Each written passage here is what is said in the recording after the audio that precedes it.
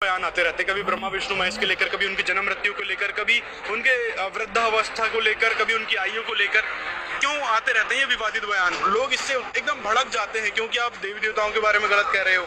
भाई हम कभी किसी देवी देवताओं के बारे में नहीं कहते, हम उन्हें आदर करते हैं, उनके यथार्थ भक्ति मंत्र करते हैं जिसमें रामपाल जी महाराज जी देते हैं। और आप जिन्हें विवादित बयान कह रहे हो वो विवादित बयान नहीं है, वो प्रमाणित ज्ञान है। आपने बात करी कि ब्रह्मा विष्णु महेश के बारे में कहते हैं कि वो बूढ़े होते हैं। आइए आप खुद ही देख लीजिए प्रमाण, ये आपको प्रमाण दिखाते हैं शिव पुराण से। ये हमारे शिव पुराण है, ये हमारे हिंदू धर्म के धार्मिक ग्रंथ है। इनमें जो सच्चाई लिखी हुई है उसको तो स्वीकार करना पड़ेगा, जो स्वीकार नहीं करेगा वो विवाद ही करेगा। ये देखिए गीता प्रेस गोरखपुर से श्री शिव पुराण है, इसके पेज नंबर पे आते हैं, पेज नंबर 242। आप इसमें देखिए कि ब्रह्मा विष्णु महेश की जो संत रामपाल जी महाराज अपने सत्संगों में आयु बताते हैं वो आप खुद पढ़ लीजिए।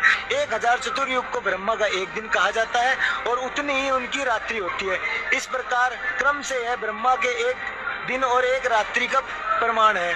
इस प्रकार के 30 दिनों का एक मास और 12 मासों का एक वर्ष होता है। 100 वर्ष के परिमाण को ब्रह्मा की आयु कहा जाता है। ब्रह्मा के एक वर्ष के बराबर विष्णु का एक दिन कहा जाता है। ये विष्णु भी अपने 100 वर्ष के प्रमाण तक जीवित रहते हैं। विष्णु के एक वर्ष के बराबर रुद्र का एक दिन होता है।